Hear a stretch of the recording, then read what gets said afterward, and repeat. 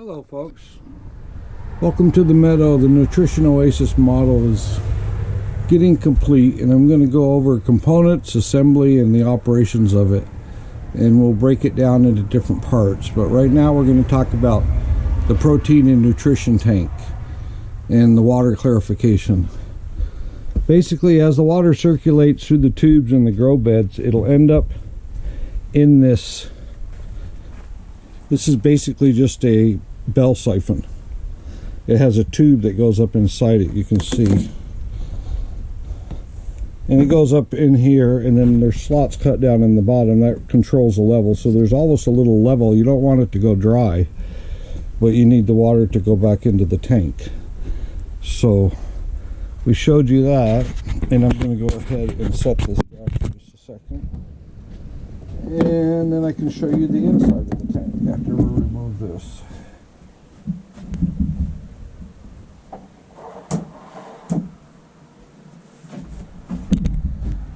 Okay, we're back. Sorry about the delay. Anyways, so the water will come back down in to this zone here, and this is basically the large fish zone, and the water will come and it goes underneath the weir here, and then it goes underneath the weir here, and then it goes up against this solid weir. Basically it can't go, and that's basically the clarification part. Is that there's little holes in the bottom, and this tube comes out, and it'll have a peristaltic pump, or for now I can just siphon it and control the level in the tank. See, there's holes drilled all the way right there, so the tank never gets lower than that, because when you start to pump, you're going to pump out of the bioreactor, and basically here is your pump that will pump all of the liquid up to the tubes, into the grow bed and the algae tubes. And then this is your aeration coming off the composter. Now the composter will discharge normally nasty stuff, and people don't like to have them in the greenhouse. But this one is going to go here, and it's also going to go up to the algae tubes. And we'll talk more about that later. But anyways, so that's the clarification part. So the water will constantly flow, come over, fill this, you'll empty this out, and it'll go up into the tubes, and as it circulates back down through, and then it'll just refill the tank. And the tubes will always have a little water in them, and there is a freshwater makeup to make sure that you always have a level in here, and that will be in the cooling wall that you'll see later. So the bioreactor basically is going to be, this is going to be filled with small pieces of media, and let me go grab those. Here, you can look at them.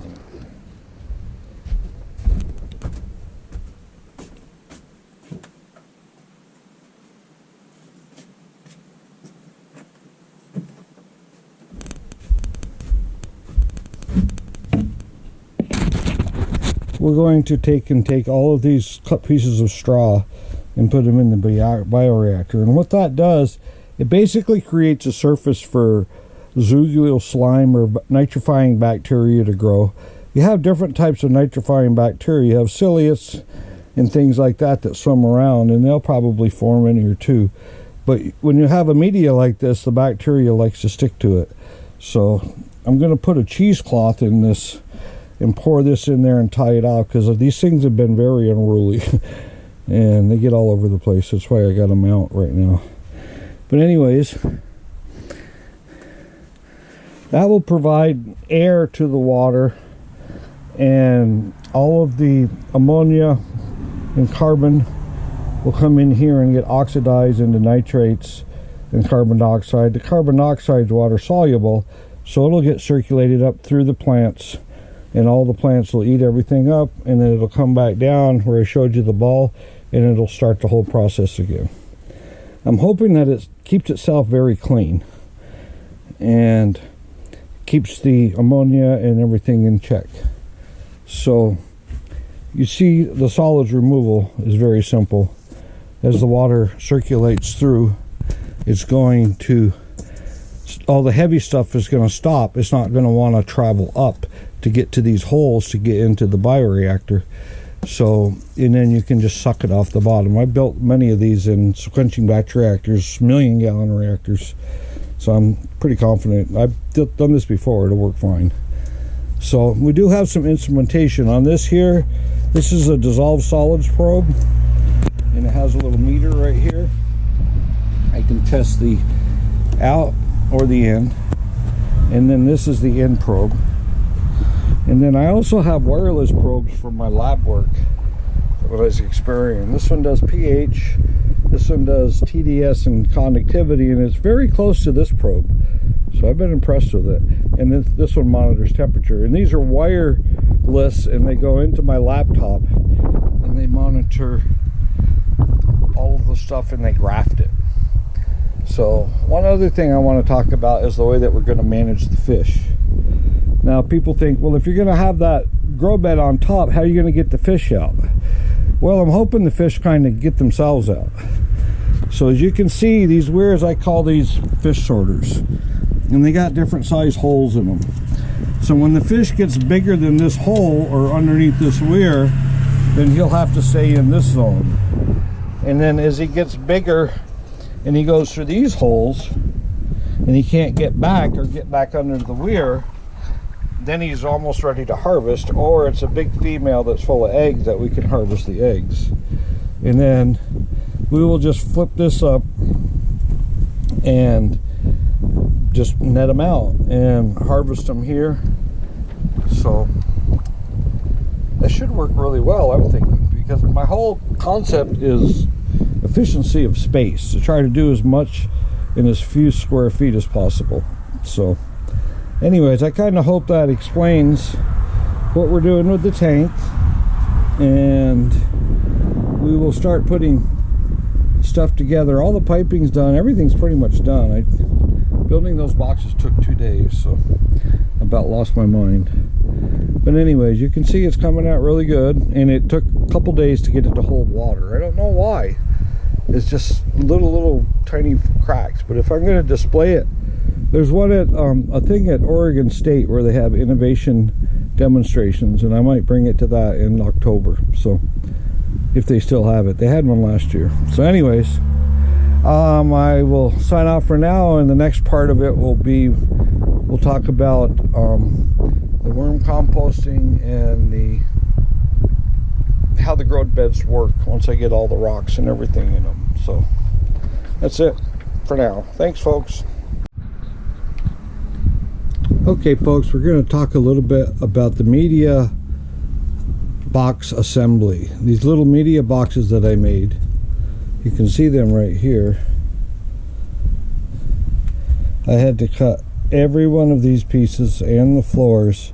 I had about a 2x3, couple pieces of acrylic, and I just used this fabulous E6000. I think after a nuclear attack, things would still be stuck together with that stuff. But anyways, I ended up having to cut 280 parts to make the 70 boxes required. You can see they came out really nice, and the way that I did it is I got sick of this table saw is just too big to cut acrylic, and I had this thin blade to go on my little Ryobi. And so I just put some screws and screwed it up, and then cut them off with a right angled grinder, and the blade came up exactly the right height. And what I wanted was the rigidness of this fence, so I could cut stuff really straight. And you can see stuff came out really good. These are a few extras that I cut. But anyways, that's just part of that, and we'll talk about how they function and how they grow the plants and recover the worms. So, but anyways, you see they're in a row right here, and they get filled with media. So, but we'll discuss that in the next section. Thanks, folks. Oh, there was one more thing I needed to show you on these beds. The way that they'll drain, as you can see, I just took the saw and cut bottom and side in the bottoms. After you glue them, they're so rigid it makes no difference. And so you'll fill that with rocks, and then you'll plant 4 or 5 seeds in that. In the big box, they'll be 1 foot square. And then you harvest off the south side, and you move it all that way, and then you plant your next one on the north side. So they'll have little rails in here so they're a little easier to move around. But anyways, that's the concept. Hello folks, we're working on the Nutrition Oasis in the bioreactor, and you can see here is our media. It's basically straws. I need to create surface area for bacteria to grow on.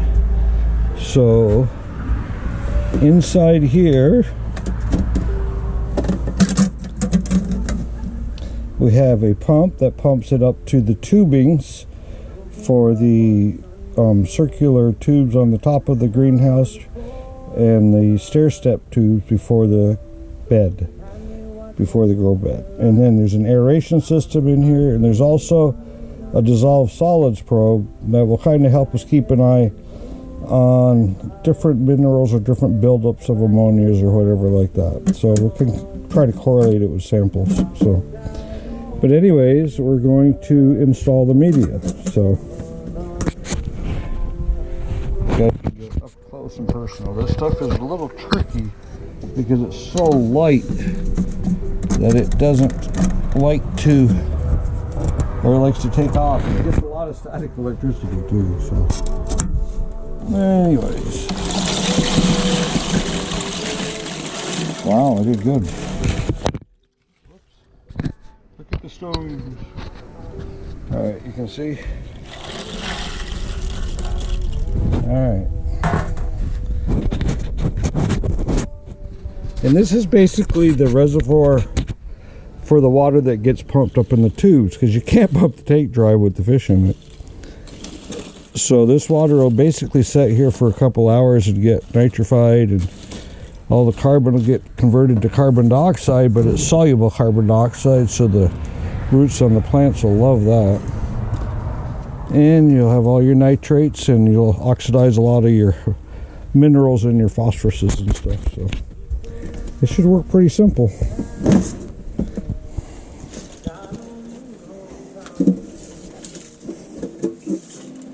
I was hoping I could get all these in here. The more the better. You basically, when you build a zoogool slime, it's a good nitrifying bacteria, but you'll have some ciliates too. You'll have free swimmers, and with it going dry, every time you pump it out, it causes what they call sloughing, and it will basically drop down in and then get pumped out through the system and end up in the solids recovery at the front of the clarifier part of the fish tank. So anyways, that's the part of that. And we're going to make a video pretty soon about the independent grow beds. Okay, a little more update on the independent grow beds and the tank. We got some more stuff installed. This line here is the water coming up out of the bioreactor, and you can see I did the video, but we have all of the media installed in the bioreactor. We also have a demonstration of the radiant tubes that will be underneath the main tank. This will heat it in the winter, and there will be a cooling wall in the middle of it that will cool it in the summer. I'll show you that when I get that installed. And we have media in all of the independent grow boxes. These will be about 1 foot by 1 foot in the full-scale Nutrition Oasis, but this is a demonstration on how you could basically have different ones, and we'll demonstrate how all that works. We installed a float valve to make sure our fish stay wet. Fish get upset when they're not wet. So that's a little bit of an update, and now we're going to demonstrate how the system rotates using south to north rotation and how we harvest the worms and all of the crops. So we'll show that now.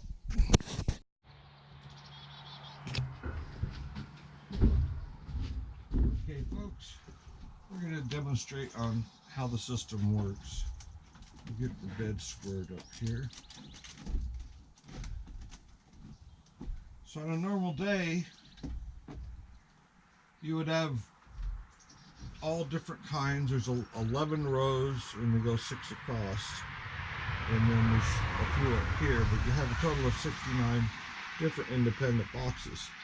So what you would do is you would come down and say, this is the north side of the greenhouse, of the Nutrition Oasis.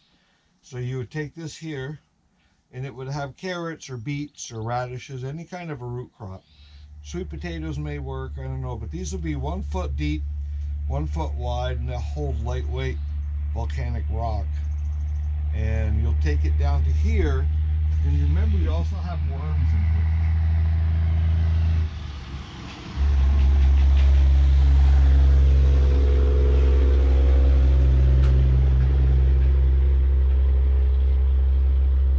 Okay, the distractions of living near a place where they haul a lot of logs.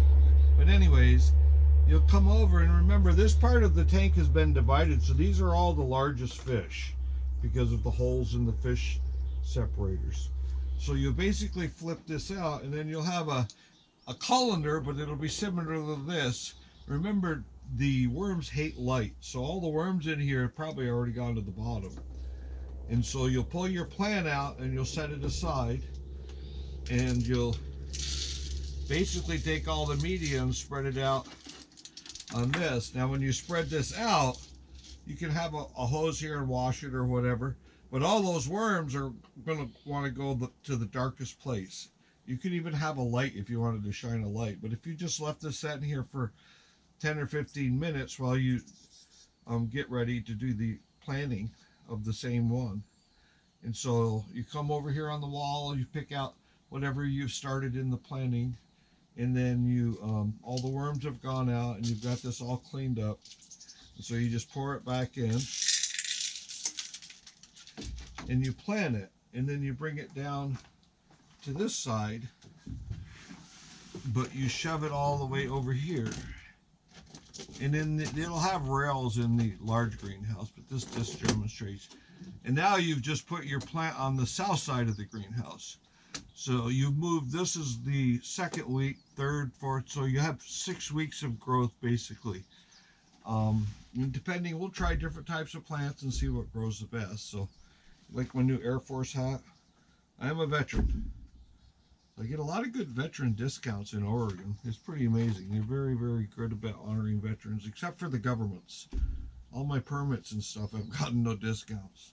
Make sense of that. But anyways, so we have the water hooked up. We have the siphon right now where we can pull solids off of the solids draw tubing that's at the bottom of the separation weir, where the solids are separated from the clear water.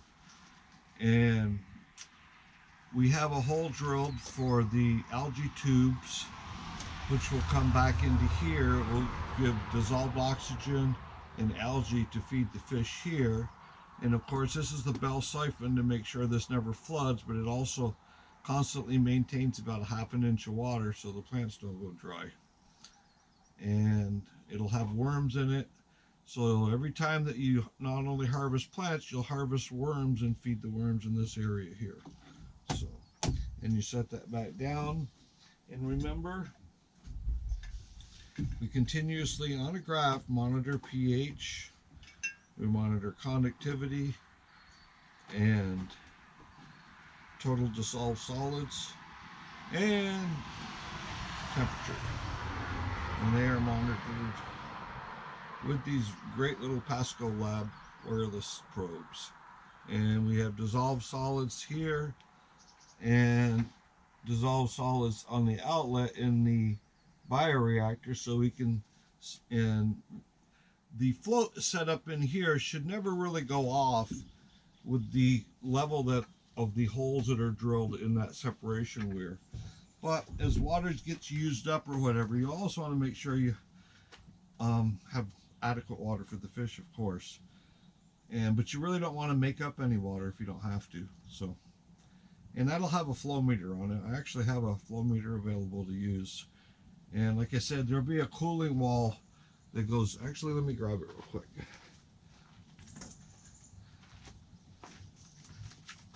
There'll be a cooling wall that sits down over the middle of the separation box like that. And it has water that trickles down and evaporates off. And the evaporative cooling will cool the greenhouse. Remember, you're going to have plants hanging here, here, here, and then plants growing up here. So there'll be a lot of greenery. But this will provide evaporative cooling. It'll be automated with a temperature sensor in the greenhouse that allows a certain amount of water to go in. This has been kind of a struggle to build with my primitive tools, but I'll get it figured out. So anyways, that's kind of a breakdown of the way that the independent grow beds work. I was afraid, as I was looking at this over the years, I've been working on this for 10 years, and I was afraid that it would just become like a quagmire mess, even if it had worms in it. And I like these independent grow boxes because 1 foot by 1 foot by 1 foot deep, you know, you could grow 8 or 10 carrots in it, and that's how much you want to harvest every week anyways. And you know, 4 or 5 beets, or even if you wanted to do squash or peppers, those are more designed to do in the stair step tubing to get them up out of the way because they're so leafy. But you could do radishes and carrots and turnips and all different kinds of things in there. So we'll have a lot of fun doing that. So we're going to go ahead and get the tank set up, and then we'll make a video about the composter. And by the way, when you're over here planting, all of the debris that you got from the plant, the stems and the roots and whatever that you don't want, you'll bring down to the composter. And basically right here, it'll be like an industrial garbage disposal. And when you come down and you put your south box in, that you're going to move north, so the plants are never shaded. Everything is always, the tallest and oldest plants are always on the north side of the bed. And you'll take all of the debris that you've just collected after you harvested the worms and the fruit or vegetable, and you'll bring it up here and you'll run it through that garbage disposal. You kind of want to grind it up and create surface area. But the garbage disposal will run off this suction tube. And this tube here will provide the water for the garbage disposal, so it has enough lubrication to grind the stuff up. But it'll also be getting rid of the solids from the tank. And so those will be transferred to the worms. So you kind of, you need to get rid of the solids, but you also need water to provide lubrication to grind up all of your biomass, the stems and leaves and stuff.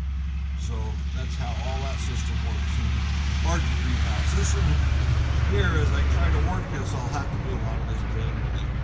And so we'll talk a lot more about the worm composter and the pump system. You see we have a pump on here that pulls vent tubes up into 2 different systems. So we'll talk about that a little later.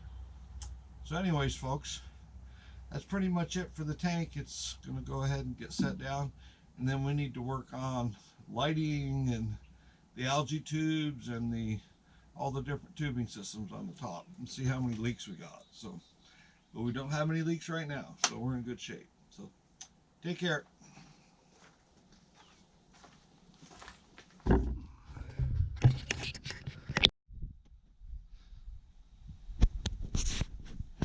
Okay, we're going to talk about the heating and cooling. You see underneath the fish tank, and in the large one will have the same configuration, there's radiant tubes, and the temperature will be monitored, and as needed, water will be circulated through those tubes to heat the tank. And to cool the system, we have a cooling wall, and it basically sets all the way down through the middle of the greenhouse, and it has an adjustment right here that you can turn it up or down. And I ran it today, and it ran really good. But I had to separate the greenhouses to work on them because they're just so compacted. But when the big one that's 12 foot by 24, you'll have plenty of room to walk around in it. But the scale model like this is a little bit hard.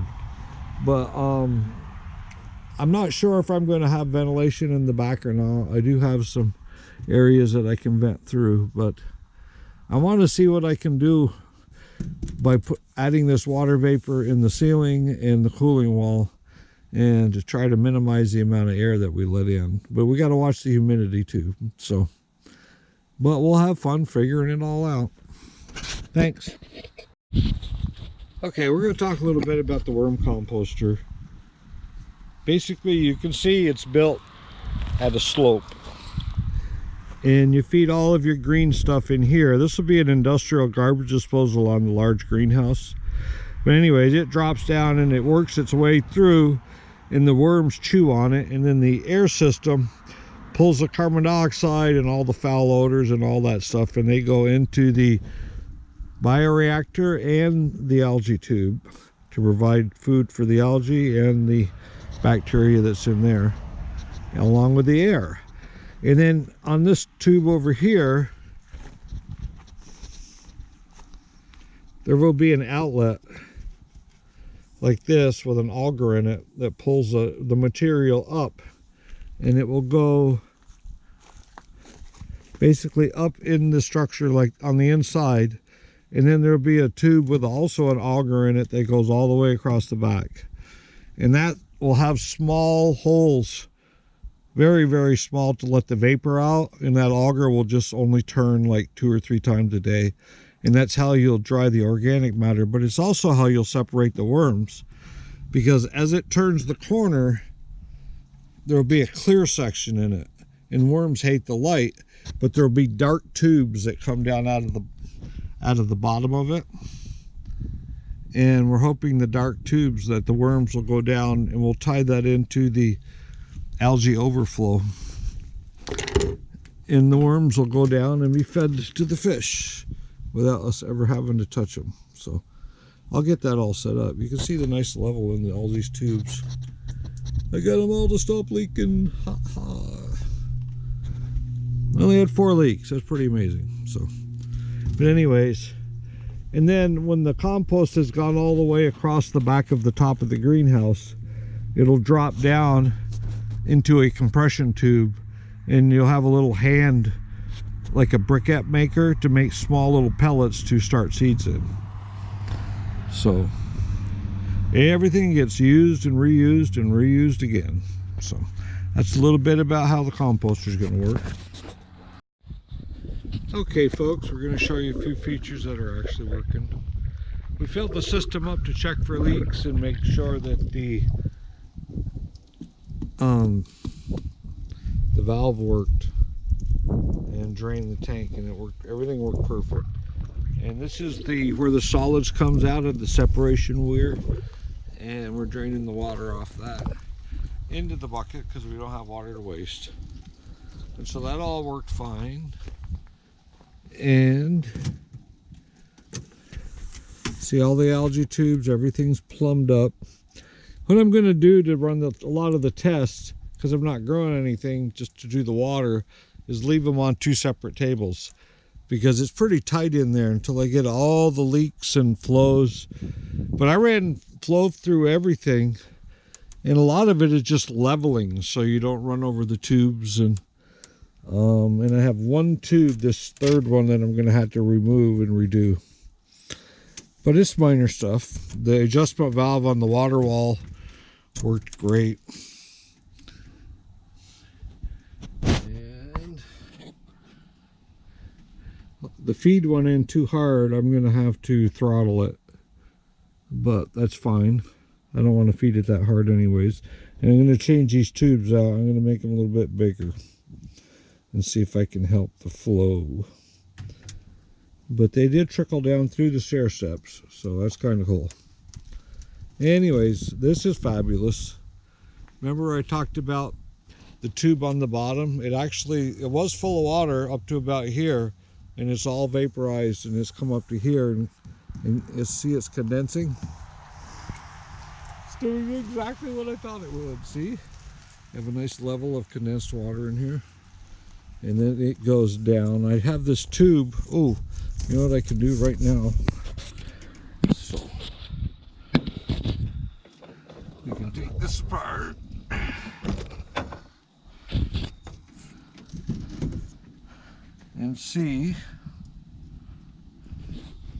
right, we actually had water. Not much. But this has only been going. You can see the little level in there. But the water did exactly what I thought it would. It vaporized this and it provided cooling inside the greenhouse. I can't wait to get a temperature probe in there and run it without water in it and run it with water in it and see what the difference is. That's exciting. When I saw that vaporize up like that by itself, it just, because I filled it from here, that's why this is hooked up. I filled this and then let the water run down until it came up to about here, and then I just let it set. And I got to doing other things. And then came back and it had all vaporized. I do have leaks up here, but I'll recaulk all of this here and make that prettier. But leaks are easy to fix. I'm getting good at it. So anyways, very successful. The float valve didn't work. I think I may have glued it shut, but I can fix that with a hot drill bit. The overflow for the algae tubes worked really well. I need to throttle the air back a little bit. I have too much air. But all in all, it all went really, really well. You can see the radiant tubes underneath, they heat it, and the cooling wall cools it. You see the cooling wall in there?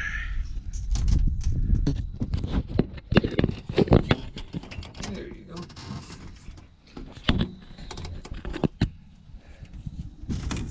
All right, folks, that's pretty much it. It's all ready to go. I haven't put the probes in yet because I'm still flushing it. I'll flush it about 10 times. I got quite a bit of bleach in my water that I saved. I run about 20-25 parts per million of chlorine. Because I don't know where all this water came from, and I collected a lot of rainwater, but some well water. I just want to make sure. I don't drink it, but it's beautiful water, you can see. Look at that vaporization, that just blows me away. All right, folks, take care.